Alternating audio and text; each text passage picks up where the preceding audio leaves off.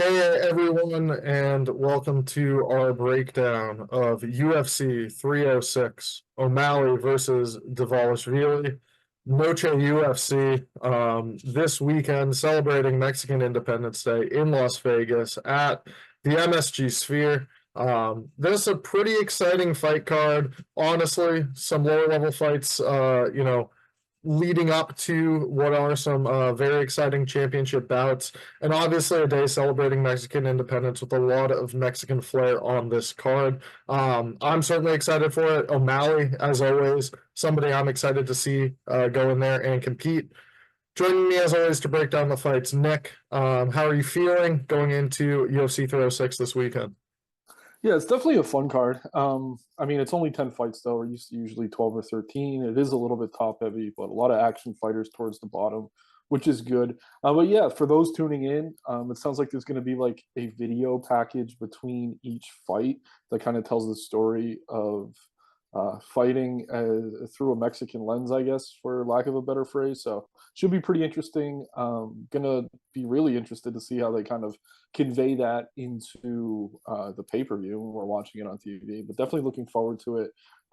Yeah, some really solid fights top to bottom, but a little bit shorter of a card than maybe we're used to.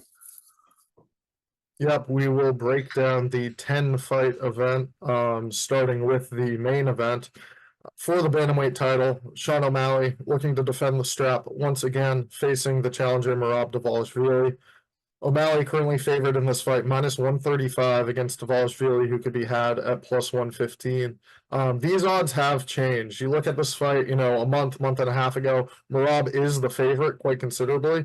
Coming into the week, O'Malley, Pick'em, arriving at Pick'em, and now gaining steam as the favorite. And as this fight draws closer, I have my money on O'Malley already at minus 135. I would have liked to get a better number. I should have had a better number. I should be, seeing him live in the flesh here as he defends his belt against Dvalishvili. I think he is going to be successful in this defense, as why I'm regrettable in not betting him. It is going to be a very tough fight for O'Malley, facing somebody with the style of Merab, somebody with the pressure, constantly moving forward and having the cardio to put forth such a reckless wrestling pace. We have not seen O'Malley tested in that atmosphere before, and thus there's obviously some questions. How he's going to look in rounds 3, 4, 5, if Merab is successful scoring these takedowns. His jiu-jitsu, I wouldn't say is overrated. He doesn't really have much of a threat on the ground, and honestly, much of a threat with his hands either. Merab, we really don't see potent finishing ability out of him. We've seen what he's able to do to guys, rinse and repeat, just takedown after takedown. And they're high level guys, whether it be Peter Yan or Henry Cejudo. But O'Malley's just on another level in terms of his striking compared to Merab. That anytime this fight is at kickboxing range, he has the power to put Merab's lights out, and you just can't say the same the opposite direction. Obviously, I worry about Merab just putting on that pace, making this fight boring, doing what he needs to do to win the belt. But I'm obviously trusting in Sean, his footwork, his timing. 7.63 significant strikes landed per minute in the UFC. It's a crazy number. He's going to outstrike Merab significantly in this fight, and the strikes are going to be much higher quality than what Merab lands on him. So obviously not very confident in the pick, but I feel good backing my guy here. I think he's going to be able to get the job done. Probably knocks out Merab. Yeah, it's tough, man. I mean, I think the path to victory is clear. It is probably via knockout. I think we're seeing around plus 200 most books. If you are trying to get a better number on Sean, I do think that's probably his most likely win condition. It's as linear as it gets, though, right? Or as binary as it gets. Really, striker versus grappler here. If it's taking place on the feet, O'Malley should dominate. But Merab does have an ability to really make his fights ugly and boring and go his way. I mean, against Aldo, he didn't get a single takedown, but he did have 5+ minutes of control time up against the cage. Did land a few strikes when they were coming in and out of breaks and got that one done on the scorecards. And then, not to play too much MMA math, obviously O'Malley had a really tight decision against Peter Yan, landed enough damage to edge out the win there in 3 rounds. Merab against Peter Yan, dominant for 5 rounds. He did secure a bunch of takedowns, but he also put out a ton of volume, and it was really just a pace that never really allowed Peter to get going in that spot. And if he's going to have success here, taking the belt from O'Malley, that's probably the way he's going to have to do it. We hear Merab coming into this fight week. I mean, obviously not the brightest bulb, talking about with DC how he probably wants to get hit once or twice to wake up, and that's what it took against Cejudo. Cejudo had a great first round against them. I mean, we've seen Marlon Moraes have a great first round against Merab in the past. I mean, a lot of these guys are finding success against him early, but it really is that pressure and pace that his opponents match until they can't, because his cardio seems to be infinite. But yeah, a few other intangibles kind of weird on the Merab side coming into this fight. It appeared he did have pretty bad staph on his arm. The doctors did clear him though, so he should be good to go as far as that's concerned. Had a cut on his eye about a month ago. Got that stitched up, and much to Dana's chagrin, was kind of posting that all over social media. Pulled the stitches out on his own. Seems like he's been kind of bouncing around this camp. I did see Aljamain Sterling kind of come up and say hello. Seems like they haven't really seen each other in a while. Obviously, O'Malley captured the belt from Sterling in a fight that I faded O'Malley. We were there in person, but Sterling made the mistake of entering for a takedown really with nothing kind of leading into that. This is not a guy in Merab who faints. Not a really dynamic striker in any way. I mean, he does have power, and that pressure can allow him to cause damage late. But I think the first couple rounds are going to be O'Malley here. And even if Merab does take him down, it's not like he's some great jiu-jitsu player. It's not like he has tremendous ground and pound. I don't think O'Malley's going to struggle to get back to his feet too much. It's just going to be a question of, does that cardio hold if he can't find that early finish? I am not confident here at all. I am going to side with O'Malley, though. I just think the reach advantage, I mean, it's only listed as 4 inches. That seems entirely wrong to me. I'd be shocked if that was true. I think the reach advantage is much more significant. O'Malley does have really strong teep kicks. He throws those front kicks. I don't think they'll be as heavily thrown here against the guy Merab, who could probably use that to turn it into a takedown. But yeah, just the striking at range should be enough to kind of keep Merab off him. Again, this is in the Sphere. Got to assume it's going to be the big cage that they have in these arena shows, which definitely plays to O'Malley's favor. He's faster. Merab is going to be chasing him around. It's just, again, he's going to have to find that finish in probably the first 3 rounds, where things could get ugly late. And I would say maybe just bet like O'Malley by finish only. But there is a world, I think, where Merab takes over the 4th and 5th round, and O'Malley's done a good job working back to his feet, but he's sort of running out of gas at that point. So it's a tough fight. And again, whenever we have a binary matchup like this, you could be on either side and look really smart or really stupid, but I do think the line's pretty close to a pick 'em, and I think that's fairly accurate. So if O'Malley wins, he's going to look dominant. He's going to get the knockout. If Merab wins, he's going to take him through hell for 5 rounds and maybe find a late finish and look like he should have been a big favorite. But this is a tough fight because of the style. So I'm with you on O'Malley. Really no confidence at all. Maybe take a shot inside the distance, but there is definitely a world where this goes to a decision either way. So I don't know. Probably not a fight I want to get too heavily involved in terms of my wallet, but definitely one of the best fights the UFC can put together right now. The 2 best bantamweights in the world very clearly now, with Patchy Mix's last performance kind of being somewhat lackluster. I really like O'Malley here, but not enough to maybe put much money on him. But I'm with you, man. I know you're a super fan. I'm not nearly as biased. I do think he probably finds the finish, though. And I do think there's something to be said for this matchup being made in the Sphere. Like, the Mexican Sphere isn't to rub a guy up against the cage. I think they want to see O'Malley find that finish, and hopefully the crowd gets to Merab if he is kind of slowing things down and making it boring. But I'm with you on O'Malley to retain. Yeah, and just to add to that, I don't think Patchy Mix is one of the best bantamweights in the world. Umar Nurmagomedov, maybe, and that's a matchup that I would fear more for O'Malley, just because of that finishing ability, the striking that he brings to it. I just don't see that out of Merab, and in this fight, Sean, whether it goes 25 minutes or ends before that, he's going to have the ability to finish Merab at any point, and I don't see the opposite direction. So yeah, I'm feeling good. Let's look now at the women's co-main event, the flyweight title. On the line here for the trilogy between Alexa Grasso and Valentina Shevchenko. Grasso enters their 3rd fight a betting favorite, -135 to Shevchenko, who could be had +115. Money coming in on Grasso here. Obviously, that last fight, a very close one.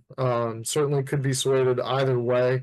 My personal scorecard had Shevchenko winning. Obviously, that fifth round, a 10-9, I scored to Grasso, where one judge gives her a 10-8. Obviously, swaying the fight, ending up in a draw there. Certainly a fight that could be, considered razor thin, but not warranted a draw. And certainly, with Grasso retaining the belt, this is a fight you have to make one more time. It's a pivotal one for Shevchenko. I mean, she's 36 now. Rarely do we see fighters winning the belt, age 35 or older. But I really liked her approach in that second fight. I liked what she was able to do to Grasso in the middle portion in the latter half of some rounds. I think on the feet, Grasso has proven much more technically sound than Valentina. Her boxing, her ability to keep Shevchenko at her range, and her ability to take the best shots of Shevchenko have really impressed me in the two fights that we've seen thus far. So that's really making this one a tough one for me to predict. I really like the former champion. I'm a fan of hers as well. I like her ability in a kickboxing fight, and that's probably what we're going to see here facing Grasso once again. But obviously, both women capable grapplers. Would not be surprised to see Shevchenko take this to the mat a few times. But yeah, I'm slightly leaning her way just as the betting underdog. But this fight I view even closer than I would say the main event. Yeah, this is tough, man. Obviously, the first fight, Valentina turned her back, Grasso caught her. Last time, I'm with you. I thought Valentina won, mixed in the grappling more than the first fight, which was obviously very important. And yeah, just that terrible 10-8 scorecard. I forget who it was that made it a draw, and that's why we're getting this fight. It's almost a year to the date later, and that's really the big issue here. Like normally, I just back Valentina off her skills, but yeah, I mean, as we see fighters get over the age of 35, men, woman, doesn't matter. We do see them start to decline. The lower the weight class, the steeper that decline tends to be. And then we have Grasso, who's now 31 years old, just turned 31 about a month ago, entering her prime and probably going to be improved from the last time we saw her. It's tough for me to expect Valentina to look better than she did last time out. And it's such a narrow fight. I'm thinking maybe age, just that 1 year favoring Grasso is enough for me to maybe switch my pick this time around. I do want to spend a little bit more time on this fight. I think it's worth it. I mean, I rewatched the first two fights. I don't know what else to really watch, but I want to watch more media, kind of want to dig in. There's kind of this narrative going around that Shevchenko is becoming a little bit delusional, but I mean, she is one of the best to ever do it in her division. Unlike an Anthony Smith, for example, I think she kind of earns that ability to kind of speak out of turn at this age. And even though she's past her prime, you can kind of, I don't know, give her the benefit of the doubt. But yeah, I mean, the other intangible here we have to talk about is this is the Mexican Independence Day card. Obviously, Sean and Marav aren't really representing that in the main event, even though both of them would tell you otherwise. But Grasso is Mexican. I mean, she's really put Mexican, I don't know, the UFC in Mexico on her back since Moreno kind of stepped away from things about a year ago as well. I really, really think the crowd's going to be behind her here, obviously. I think they respect Valentina, but the whole sphere kind of cheering for this woman definitely plays into her favor in terms of motivation, but also in the judges' favor. And I mean, we go back to that Paddy Pimblett against Jared Gordon fight. I honestly think it was just the walkout and just the mystique that made them rule that fight the way they did. I think we could see something here once again if this fight is close. And last time, I didn't think it was that close, and the judges still ended up on Valentina. So I don't know, around the draw. I'm leaning Grasso here just with all the intangibles, but I do think this is going to be a super competitive matchup. What I'm going to spend a little bit more time on, but definitely one I'm looking forward to as well. Yeah, you'll find me picking Valentina here, but certainly a super close one. We'll look now at the featured bout, a fight scheduled for featherweight between Brian Ortega and Diego Lopes. Lopes is favored here minus 185 to Ortega, who could be had at plus 150. This is the third booking of this fight after Ortega withdrew from both previous occasions, this past May and then in June.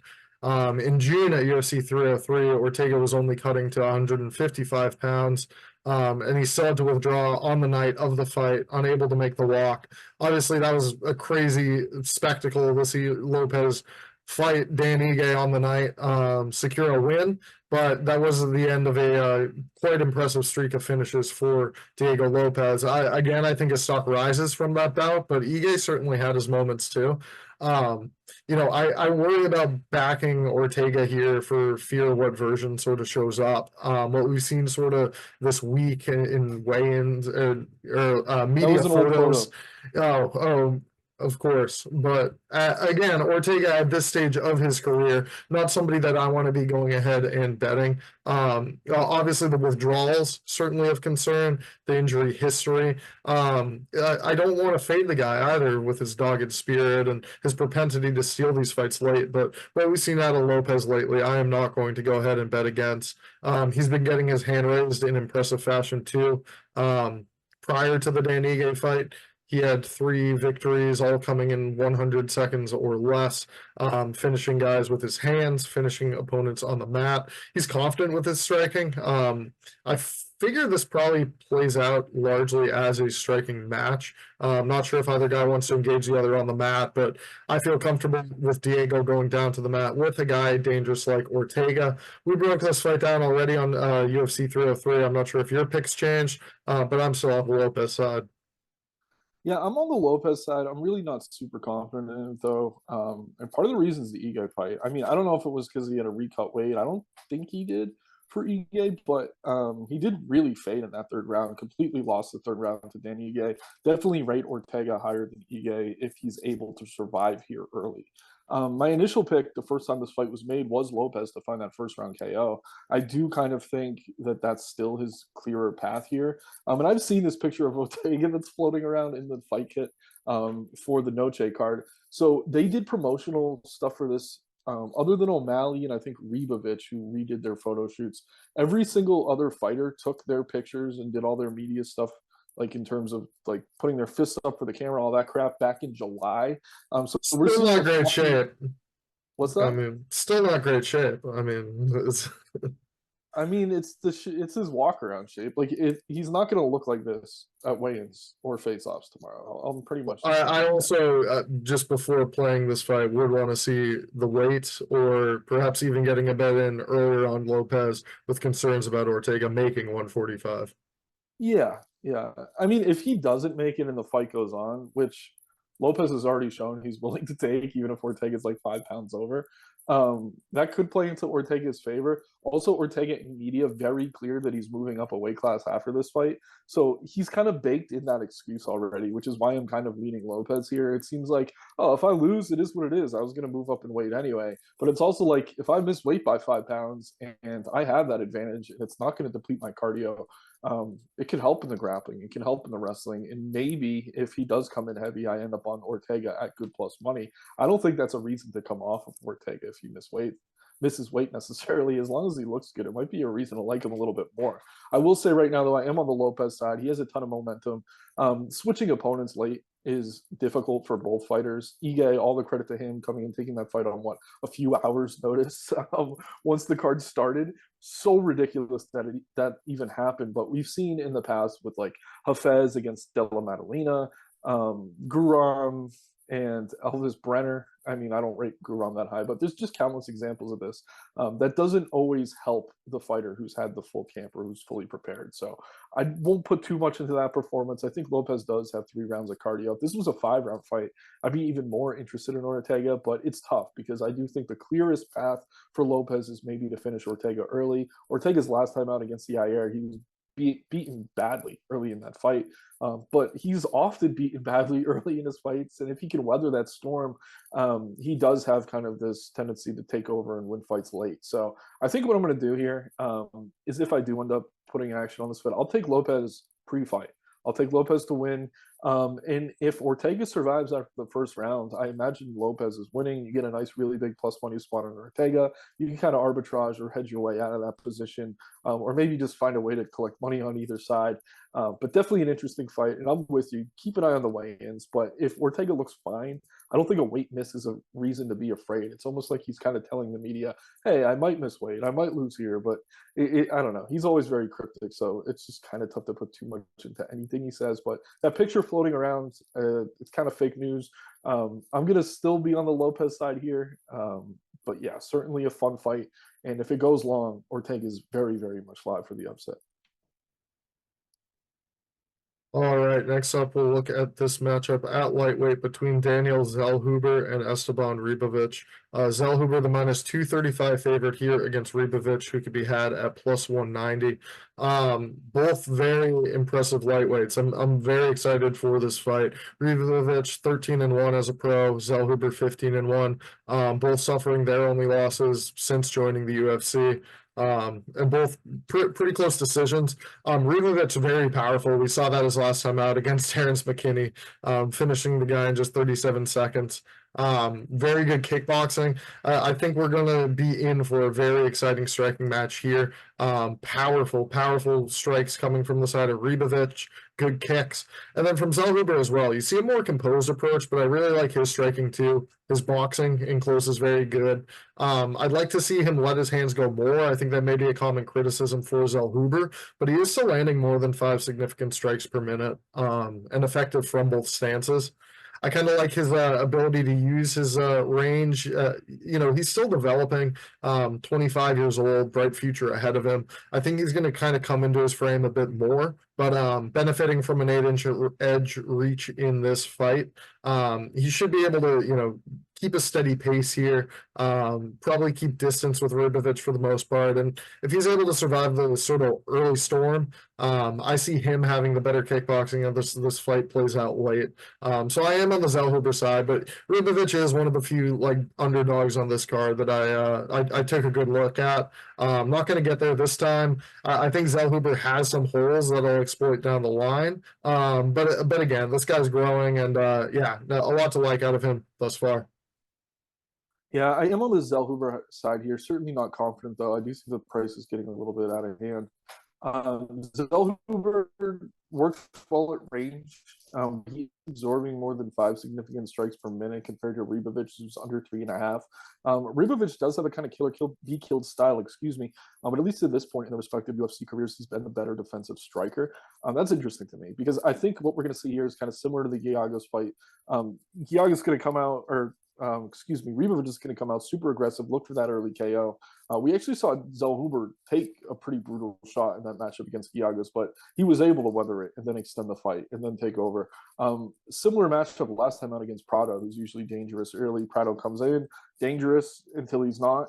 I think that's probably what we're going to see here, but Ribovics is a better fighter than Prado and Giagos, honestly, in my opinion. So again, it's a matchup that Zellhuber should be comfortable with. It's very similar to what he's been kind of game planning for his last few times out. And again, this is Mexican sphere, intangibles are just all in the corner of Zellhuber. I do like Zellhuber here to probably get it done. Ribovics, tons of power, but like many Mexican fighters, Zellhuber's chin has appeared to be very solid. He could get dropped here, but I do think he likely recovers if he does. I would be pretty surprised to see Ribovics find that early knockout. And if he doesn't, I think it's going to be tough to kind of win on the scorecards again. The crowd in Zellhuber's favor, works well at range, tends to build in his fights. Ribovics, most of his successes come early. So I'm with you, man, but definitely think the price is a little bit out of hand. But yeah, I like the Zellhuber side. All right, and the fight that'll open the pay-per-view main card at 10 p.m., Ronaldo Rodriguez facing off against Ode Osbourne at flyweight. Rodriguez is minus 135 here against Osbourne, who is the underdog. Looked very good in his UFC debut, beating Dennis Bondar. He looked good moving down to 125 pounds in that fight after spending the last 4 years as a bantamweight. What I've seen out of Rodriguez, I've liked.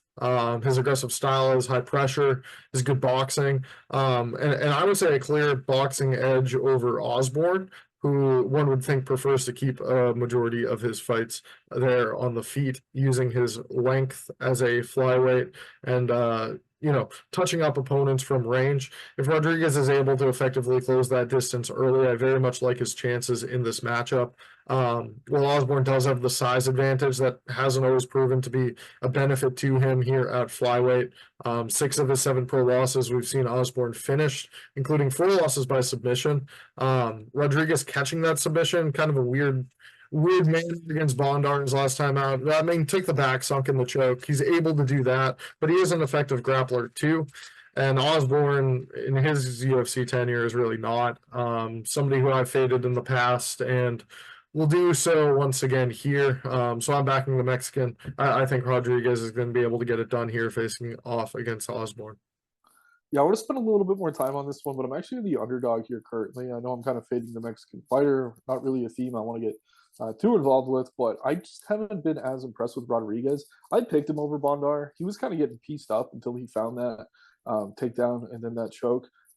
His jiu-jitsu is good, but the guys we're seeing finish Osbourne, Jake Fielho, Omabayev, they're really, really high-level grapplers. That win over Charles Johnson is now aging tremendously, and there's really nothing on Rodriguez's record that I'm all that impressed with. He has the win over Bondar, sure. Bondar's since been cut from the promotion, losing in a controversial split decision on Contender Series to Jerome Rivera, who's honestly, no disrespect, one of the worst flyweights that we've seen over the past few years. So I don't know. This kid, he's young. He can make huge improvements. He's been out for a while. He has the Mexican crowd on his side. I do understand why he's being favored here. But I think Osbourne is the better fighter in terms of skill. He's got to have an 8-inch reach advantage here. He is a southpaw. It's going to give a bit of a different look to Rodriguez. My concern is if Rodriguez chooses to grapple heavily because Osbourne doesn't seem to be able to defend jiu-jitsu very well. I just don't know that Rodriguez necessarily has that as a weapon in his arsenal. He's kind of an opportunistic submission guy. Like, he needs to kind of get that club to find the sub type thing. He has a guillotine that's decent. I don't necessarily think that's how you get Osbourne out of there. So it's interesting. Going to spend a little bit more time on this one. I want to see how these guys look at weigh-in. But Rodriguez, as impressive as the record is, and I know he's got the crowd at his back here cheering him on, I do think Osbourne is still probably the better technical fighter. He is getting up there in age, especially for a flyweight. A lot of miles on him in terms of damage, things like that. That brutal KO loss to Tyson Nam a couple years ago still definitely kind of scares me from getting too bullish on the underdog here. But right now, I do slightly prefer Osbourne. Just another fight I'm going to spend a little bit more time digging into. But in terms of scale and what we've seen them from both of these guys so far in the UFC, yeah, I think Osbourne's done a lot more. All right, we will now look at the preliminary portion of the card. This a matchup at women's bantamweight, the last prelim between Irene Aldana and Norma Dumont. This fight currently lined pick'em. Who do you like? Yeah, it's like which version of each of these women is going to show up here. I don't know. Aldana at her best, one of the better strikers in the division, does train with Alexa Grasso and Diego Lopes, who we both, I mean, you're taking Valentina, but obviously elite training partners who are on this card. She's sharing this card with them for a reason. The striker in this matchup, Norma Dumont, looked great her last time out against Jermaine Durandeby. I had Durandeby in that spot. I was kind of shocked at how well Norm looked, not only in the grappling, but also on the feet at times. Her striking does seem to have come a long way. Slightly preferring her here currently, but again, do I really want to fade the Mexican fighter in a super close matchup? Not necessarily. Women's fight, we do tend to see these go to the scorecards. Another reason I'm not so bullish on the underdog, but I do think stylistically she has a grappling advantage, averaging nearly 2 takedowns per 15 minutes, close to a 70% takedown accuracy too, which is actually excellent for this division. Decent takedown defense from Irina Aldana, but we have seen her taken down from much worse grapplers like some Mesa Chiason, etc. That Chiason fight, I mean, she did find that kind of liver shot off her back, but if you remember leading up into that, she was kind of struggling. I did like her last win over Carol Rosa, but that was just like a blood and guts striking battle. No defense in that one at all. I don't think Norma's really going to engage in that type of fight with Aldana here as much as the crowd and maybe Aldana herself would prefer it. So right now, stylistically, I am siding with Dumont, but this is a super low confidence play. Really don't feel great about fading the Mexican fighter in this one. Going to spend a little bit more time, but I do think the value right now is on Dumont. Yeah, and Aldana did look sick in that last matchup. I mean, she got hit a lot. No, but she looked good so, offensively. Yeah, no, absolutely, completely agree. But yeah, just coming off that fight, the fights prior to, she has been in good form, I figure. And Dumont again, if it is that sort of striking match, she's not going to be eating as many strikes facing a girl like Norma Dumont. Obviously, I agree with a lot of what you said. Dead striker versus grappler matchup. if Dumont's able to get those 2-3 takedowns that we've seen her effectively go out and score in the past, she certainly is going to be live to go ahead and win this fight. But I slightly prefer Aldana. I think her striking's better. I think her output's better. I think over the course of 15 minutes, she's going to give the judges plenty to score here, whereas Dumont is going to need those takedowns and several minutes of control time to end up winning this fight. So I'm going to end up taking Aldana here, but certainly a close one. And yeah, if money keeps coming in on the Aldana side, we've seen Dumont plus money a couple places. Certainly could become more tempting as the fight approaches.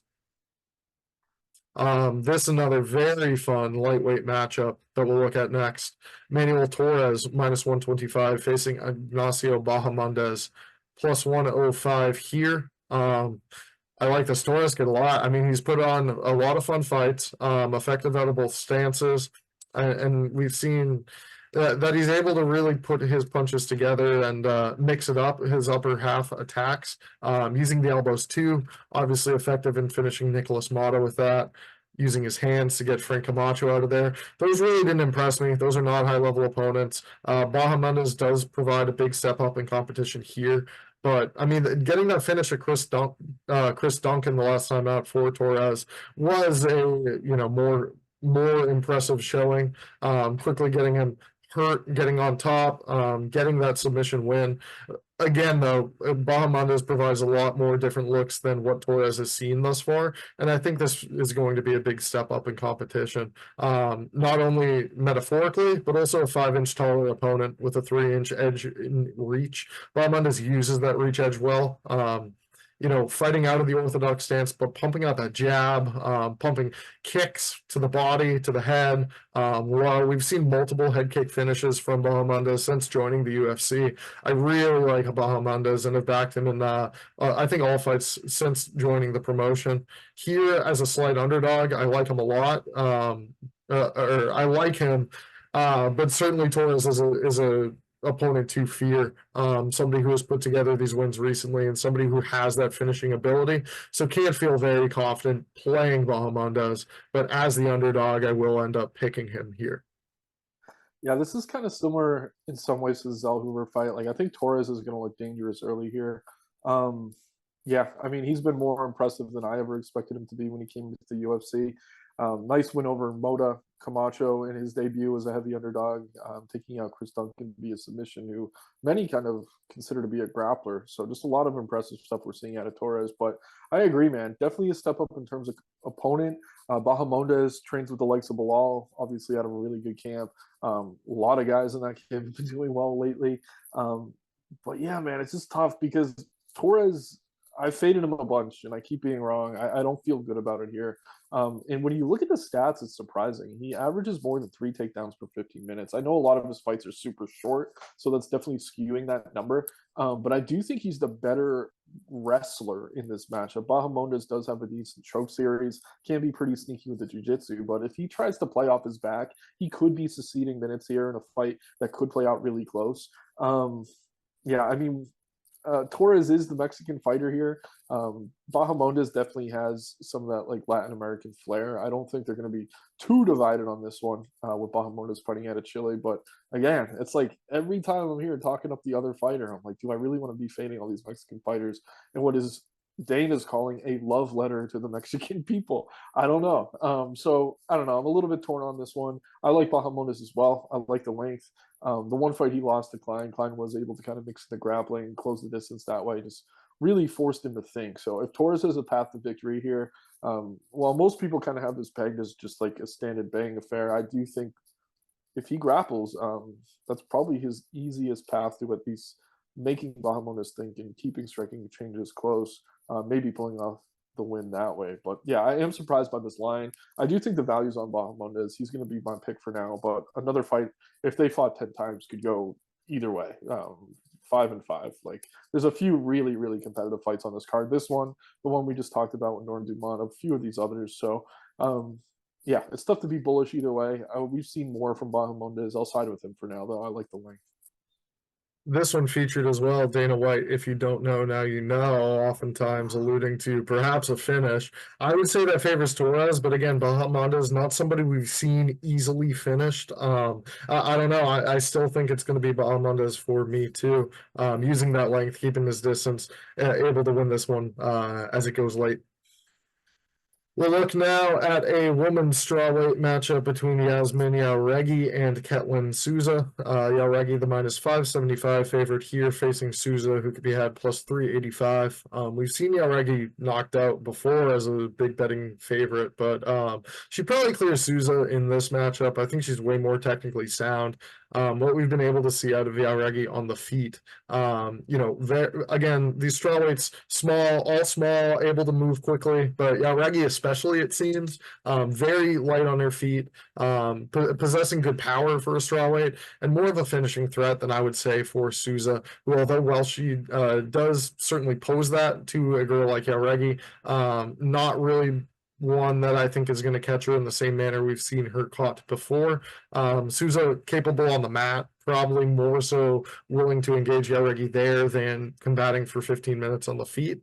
But yeah, Jauregui is good everywhere. I think she cleans. I think she's getting better with each fight.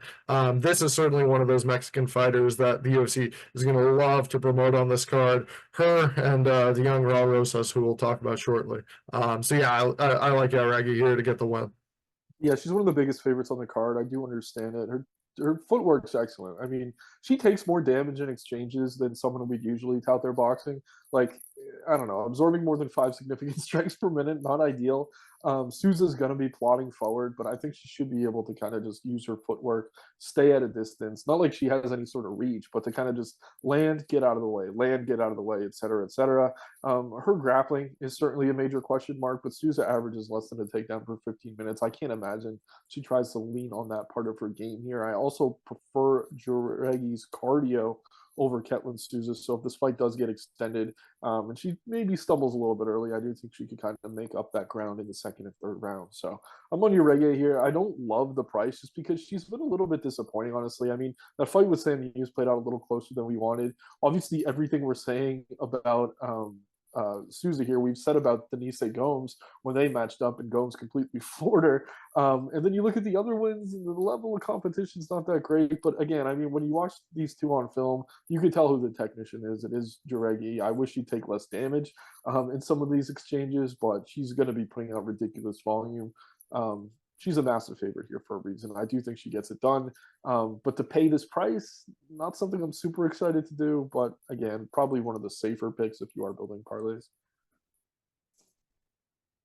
All right, now we will move to flyweight. This matchup between Joshua Van and Edgar Chairez.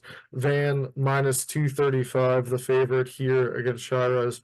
Could be had plus 190. The Mexican fighter, the betting underdog. I think he's a pretty live underdog in this spot. My pick is going to end up being Josh Van. I think he's going to be able to bounce back with a win here. Chairez is somebody who burns very hot early, but oftentimes, tends to fade as those fights go late. He's somebody who also somewhat struggles to make the flyweight limit, missing his last time out. So I want to see weigh-ins before I bet this matchup as well. But Van, somebody who has rather tight boxing, obviously exposed in a big way his last performance. But here against a fighter in Chairez who tends to slow down a bit latter half of fights, I think Van could really pick up steam as this goes late. Obviously needs to be mindful of boxing a lot with Chairez early because he's very good with his hands too. And Chairez as well, always looking for the guillotine submission whenever he can engage opponents in any sort of grappling. Probably somewhere that Van's not really going to look to take this fight.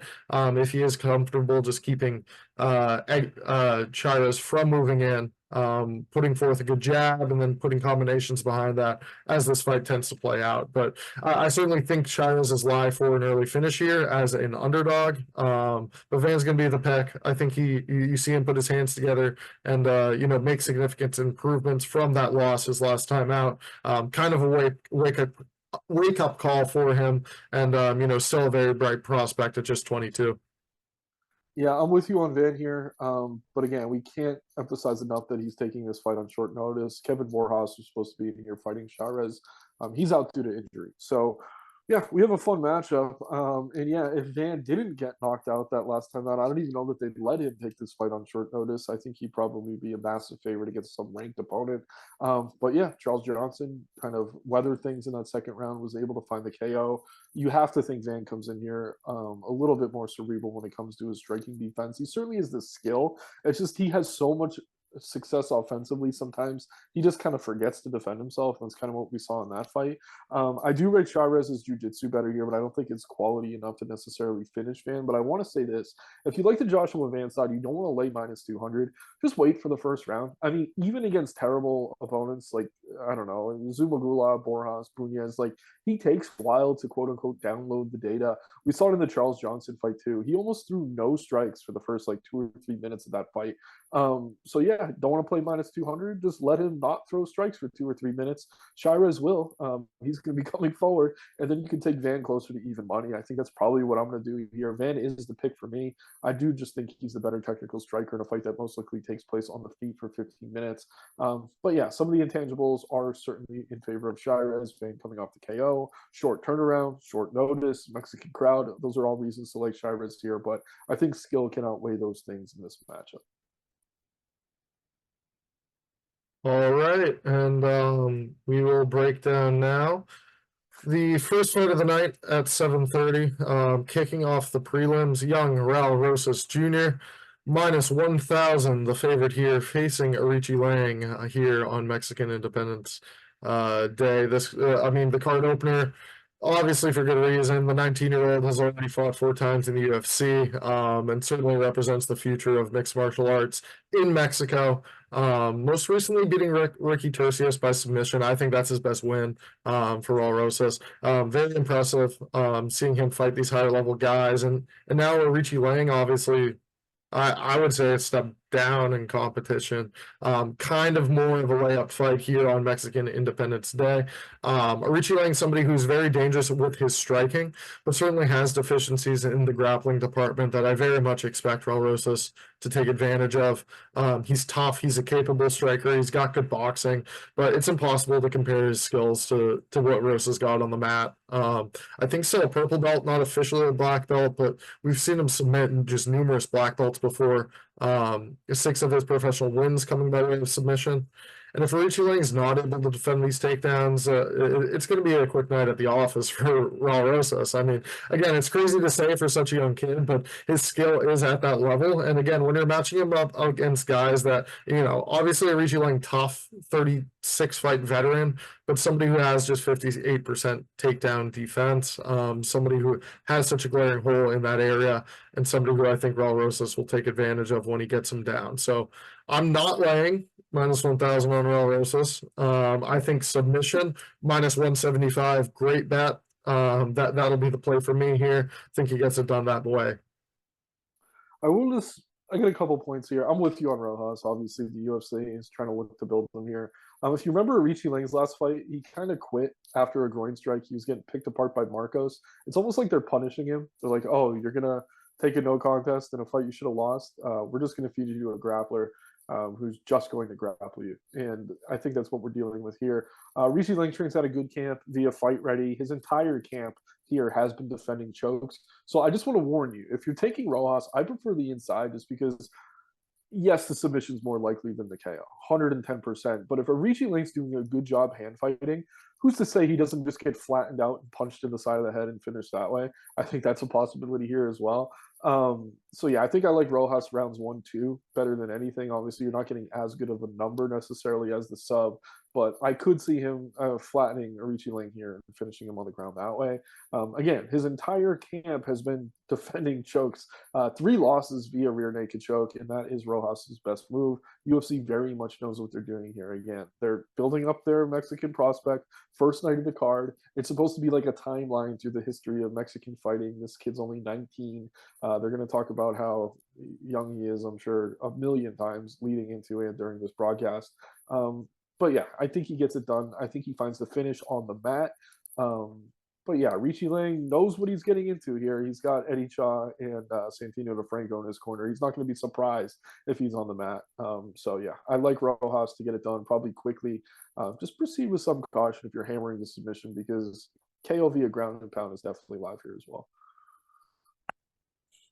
All right, well, Noche UFC is going to be a very good one this weekend from the MSG Sphere, one time only in Las Vegas. Obviously, tune in, enjoy the pay-per-view on Saturday, and enjoy our write-up with predictions and official picks for each of these fights come Saturday after weigh-ins. Nick, as always, thank you for joining me, and thank you all for watching.